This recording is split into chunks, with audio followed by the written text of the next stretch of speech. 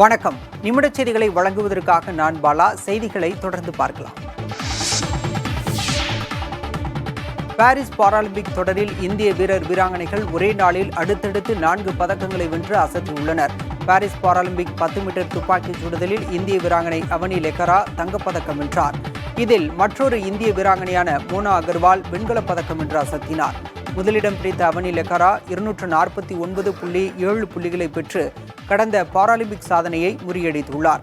கடந்த Tokyo Paralympic தொடரிலும் 10 metre துப்பாக்கிச் சுடுதலில் அவனி லெக்கரா தங்கப்பதக்கம் வென்ற நிலையில் தொடர்ந்து 2வது முறையாக தங்கம் வென்று புதிய சாதனை படைத்துள்ளார். இதேபோல மகளிருக்கான 100 மீட்டர் ஓட்டப்பந்தயத்தில் இந்திய வீராங்கனை பிரீத்தி பால் வெண்கலப் பதக்கம் வென்றார். பாராலிம்பிக் தடகள போட்டிகளில் இந்தியா பதக்கம் வெல்வது இதுவே முதன்முறையாகும். இதற்கிடையே 10 மீட்டர் ஏர் பிஸ்டல் பிரிவில் இந்திய வீரர் மணிஷ் நர்வால் வெள்ளிப் பதக்கம் வென்றார். இவர் கடந்த டோக்கியோ ஒலிம்பிக் போட்டியில் 50 மீட்டர் பிஸ்டல் பிரிவில் தங்கப்பதக்கம் வென்றது குறிப்பிடத்தக்கது.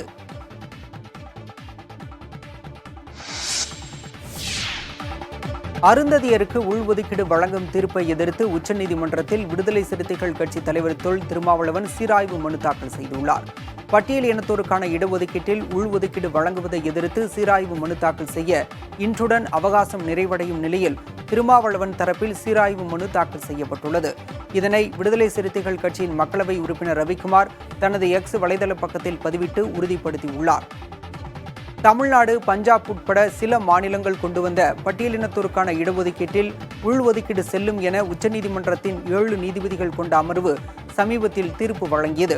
2001ஆம் ஆண்டு மக்கள் தொகை கணக்கெடுப்பின்படி பட்டியலின மக்கள் இடஒதுக்கீடு 18%, அருந்ததியினருக்கு 3% இடஒதுக்கீட்டை 2009ஆம் ஆண்டு அப்போதைய திமுக அரசு நடைமுறைப்படுத்தியது. உச்சநீதிமன்றத்தின் தீர்ப்பால் அருந்ததியினருக்கான உள்ஒதுக்கீடு உறுதி செய்யப்பட்ட நிலையில் தற்போது அதற்கு எதிராக சீராய்வு மனு தாக்கல் செய்யப்பட்டுள்ளது.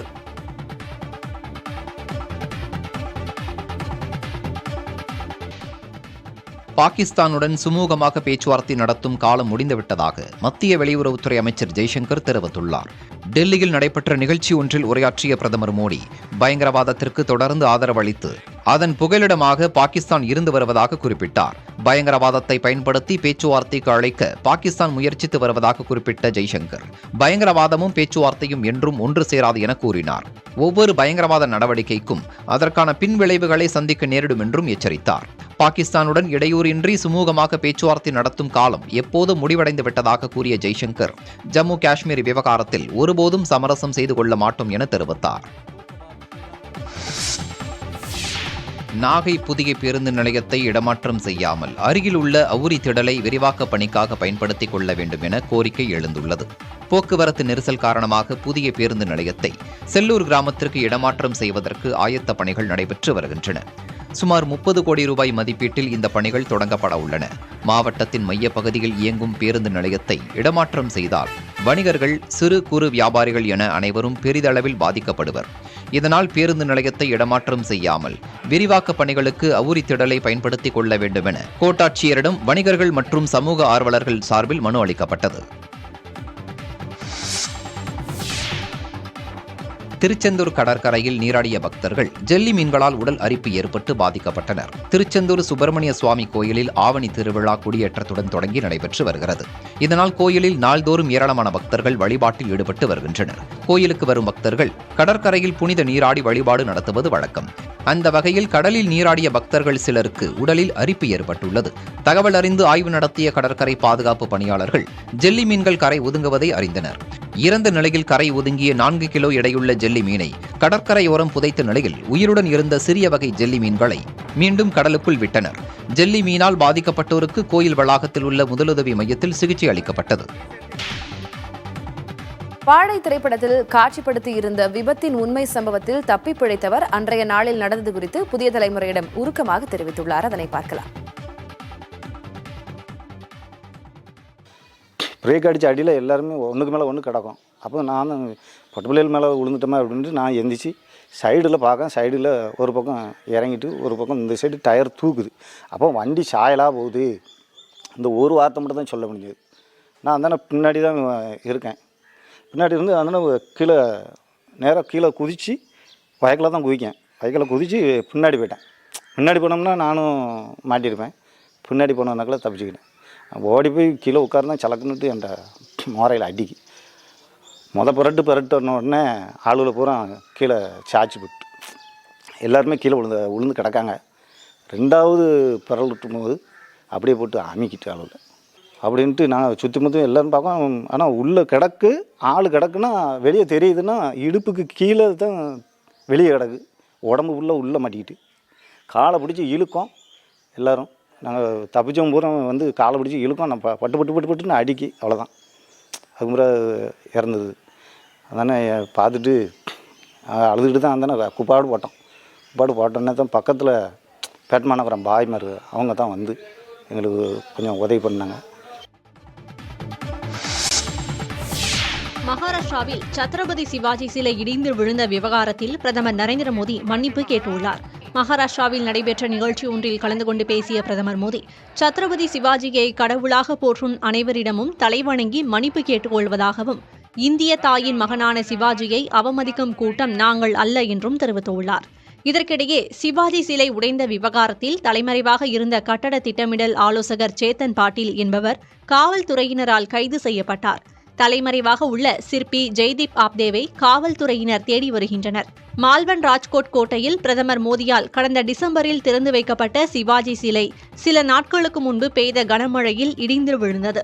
6 அடி உயர சிலை கட்ட மட்டுமே அனுமதி பெற்றுவிட்டு 35 அடி உயர சிலை அமைத்தது விசாரணையில் தெரியவந்தது. இதில் மிகப்பெரிய அளவில் ஊழல் நடந்திருப்பதாக கூறி எதிர்க்கட்சிகள் போராட்டத்தில் ஈடுபட்டு வருகின்றன. யுவன் சங்கர் ராஜாவின் பிறந்த நாளை முன்னிட்டு நாளை தி கோட் படத்தின் 4வது பாடலை வெளியிட படக்குழு திட்டமிட்டுள்ளது. லியோ படத்தை தொடர்ந்து வெங்கட் பிரபு இயக்கத்தில் விஜய் நடித்துள்ளார். இதற்கு the greatest of all time என பெயர் வைக்கப்பட்டுள்ளது. ஏஜிஎஸ் நிறுவனம் தயாரிக்கும் இந்த படத்தில் ஸ்னேகா, மீனாட்சி சௌத்ரி, லைலா, பிரசாந்த் உள்பட ஏராளமானோர் நடித்துள்ளனர். புதிய கீதைக்கு பிறகு இசையமைப்பாளர் யுவன் சங்கர் ராஜா விஜயுடன் இணைந்துள்ளார்.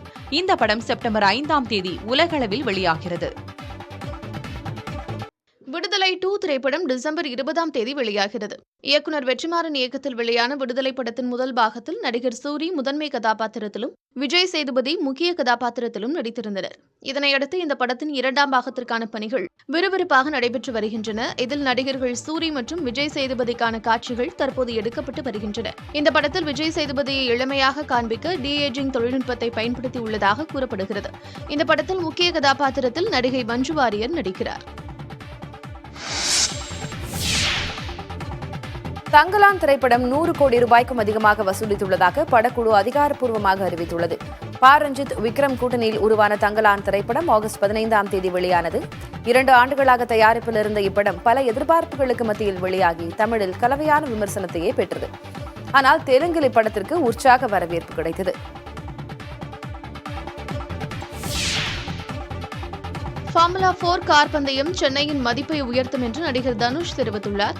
இது தொடர்பாக அவரது எக்ஸ் பக்கத்தில் இந்தியாவின் முதல் on street formula 4 championship car பந்தயத்தை சென்னையில் நடத்துவதற்காக அமைச்சர் உதயநிதி ஸ்டாலினுக்கு வாழ்த்துகள் என்று பதிவிட்டுள்ளார்.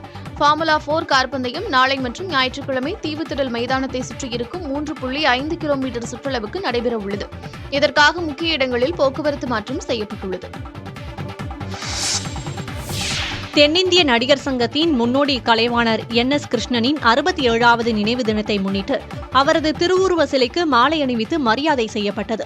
நடிகர் சங்கத்தின் துணைத் தலைவர் பூச்சி S முருகன், நியமன செயற்குழு உறுப்பினர்கள் லலித்குமாரி, சவுந்தரராஜா, பிரகாஷ் உள்ளிட்ட நிர்வாகிகள் மரியாதை செலுத்தினர். 1936ஆம் ஆண்டு வெளியான சதி லீலாவதி படத்தின் மூலம் திரைப்படத்துறையில் அறிமுகமான NS கிருஷ்ணன் சொந்தமாக நகைச்சுவை வசனங்களை எழுதி அதையே நாடகத்திலும் திரைப்படங்களிலும் பயன்படுத்துவதை வழக்கமாக கொண்டிருந்தார். திருநெல்வேலி மாநகராட்சி நிர்வாகத்தை கண்டித்து தூய்மை பணியாளர்கள் காத்திருப்பு போராட்டத்தில் ஈடுபட்டுள்ளனர்.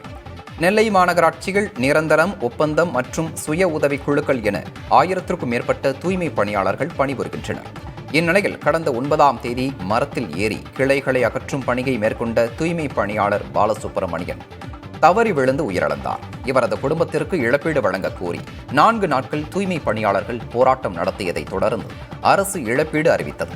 ஆனால் மாநகராட்சி நிர்வாகமோ போராட்டத்தில் ஈடுபட்ட தூய்மை பணியாளர்களை பழிவாங்கும் நோக்கில் 1 வாரமாக பணி வழங்காமல் உள்ளதாக புகார் எழுந்துள்ளது. இதனால் 523 தூய்மை பணியாளர்கள் தங்களுக்கு பணி வழங்க கோரி மாநகராட்சி வளாகத்தில் காத்திருப்பு போராட்டத்தில் ஈடுபட்டுள்ளனர். விருதுநகர் மாவட்டம் வெம்பக்கோட்டை அருகே நடைபெற்று வரும் அகழாய்வில் அலங்காரம் செய்யப்பட்ட முழு சங்கு வளையல் கண்டெடுக்கப்பட்டுள்ளது. விஜய கரிசல் குளத்தில் 8 குழிகள் தோண்டப்பட்டு 3ஆம் கட்ட அகழாய்வு பணிகள் நடைபெற்று வருகின்றன. சுடுமண்ணால் ஆன காளையின் உருவம், சூது பவளமணியில் திமிழுடன் கூடிய காளையின் உருவம், உடைந்த நிலையில் சுடுமண் உருவ பொம்மை, பெண்ணின் தலைப்பகுதி, சதுரங்க ஆட்ட காய்கள், கண்ணாடி மணிகள் உள்ளிட்ட 1600க்கும் மேற்பட்ட பொருட்கள் கண்டெடுக்கப்பட்டன. இதுகுறித்து பேசிய அகழாய்வுத்துறை அதிகாரி பாஸ்கர், இதற்கு முன் உடைந்த நிலையில் சங்கு வளையல்கள் கண்டெடுக்கப்பட்ட நிலையில் தற்போது முழுமையான சங்கு வளையல் கிடைத்திருப்பதாக தெரிவித்தார். முன்னோர்கள் பொழுதுபோக்கில் ஈடுபட்டதற்கான சான்றும் தொழிற்கூடங்கள் நடத்தியதற்கான சான்றும் அதிக அளவில் கிடைத்து வருவதாகவும் அவர் கூறினார்.